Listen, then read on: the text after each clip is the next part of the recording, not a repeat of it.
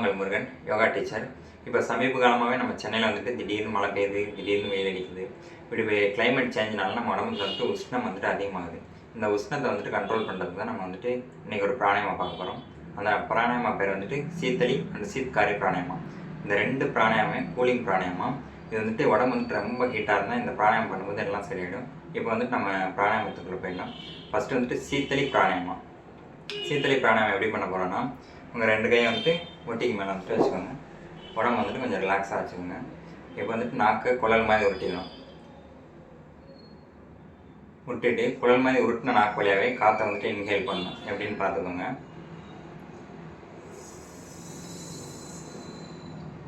Inhale பண்ணிட்டு இப்போ வந்துட்டு நாக்கு உள்ளே இழுத்துட்டு வாயை முடிக்கணும்.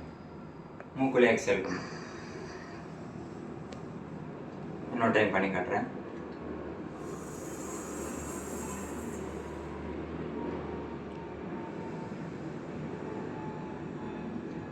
இது வந்து கண்ணை மூடிக்கிட்டே பண்ணிக்கலாம்.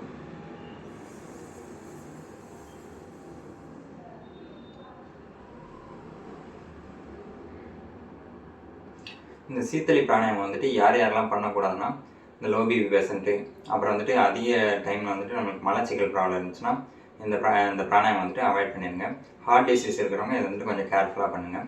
இது பண்ணுறதுனால நமக்கு என்னென்ன பெனிஃபிட் கிடைக்குன்னா, நம்ம உடம்புல வந்துட்டு டெம்பரேச்சர் வந்துட்டு கண்ட்ரோலாக இருக்குது. அப்புறம் நம்ம பாடி வந்துட்டு கூல் ஆகுது. இந்த தாகம், பசி இதெல்லாம் நம்மளுக்கு கண்ட்ரோல் ஆகுது. இதில் நம்ம அடுத்து பார்க்க போகிறது சீத்காரி பிராணாயாமம். சீத்தளி சீத்காரி. இப்போ சீத்காரி பார்க்குறோம். சீத்காரினா கையை வந்துட்டு அப்படியே முட்டில் ப்ளேஸ் பண்ணிக்கோங்க. பல் எடுக்கல, காற்று உள்ளே இருக்கணும். வாயை மூடிட்டு மூக்குலையே காற்று வெளியே விடணும். எப்படின்னு பார்த்துக்கோங்க.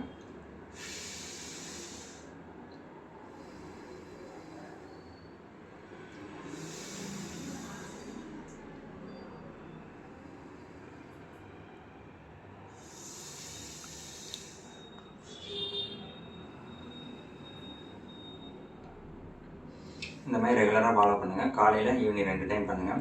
அதுக்கப்புறம் இது வந்துட்டு இந்த சீத்காரி பிராணாயாமம் வந்துட்டு யாரெல்லாம் பண்ணக்கூடாதுன்னா, இந்த டீத் வந்துட்டு சென்சிட்டிவாக இருக்கிறவங்க வந்துட்டு இதை வந்துட்டு அவாய்ட் பண்ணிக்கோங்க. இதோட பெனிஃபிட்ஸ் என்னென்னா, இது வந்துட்டு நம்ம பாடியோட டெம்பரேச்சர் வந்துட்டு கூல் பண்ணிவிடும். ரொம்ப ஹீட் ஆகாமல் பார்த்துக்கும்.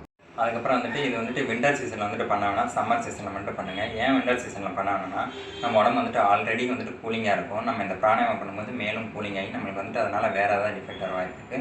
அதனால் இது சம்மர் சீசனில் மட்டும் காலையில், ஈவினிங் 2 டைம் பண்ணுங்கள். நம்ம உடம்பு வந்துட்டு வாட்டர் லெவல் வந்துட்டு கரெக்டாக மெயின்டைன் பண்ணிக்கோங்க. அதுக்கப்புறம் வந்துட்டு வாட்டர் அதிகமாக உள்ள ஃப்ரூட்ஸு, வெஜிடபிள்ஸ் இதெல்லாம் எடுத்துக்கோங்க.